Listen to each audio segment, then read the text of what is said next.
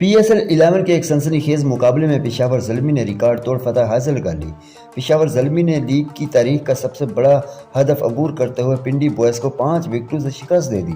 Pindi boys نے پہلے batting کرتے ہوئے 214 رنز کا پہاڑ جیسا ہدف دیا، جسے پشاور زلمی نے 19 اوور میں ہی حاصل کر لیا۔ زلمی کی جیت میں محمد حارث سے 47 رنز کی جارحانہ اننگز کھیلی۔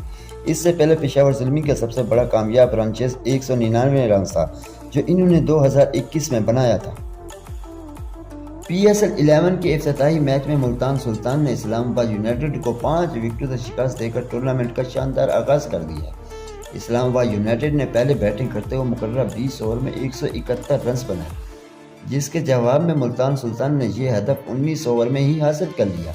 سلطان کی جیت میں جوش فلپس نے 55 رنز کی دھواں دھار اننگز کھیلی، جبکہ بولنگ میں محمد قمر نے 3 اہم وکٹیں حاصل کر کے مخالف ٹیم کی کمر توڑ دی۔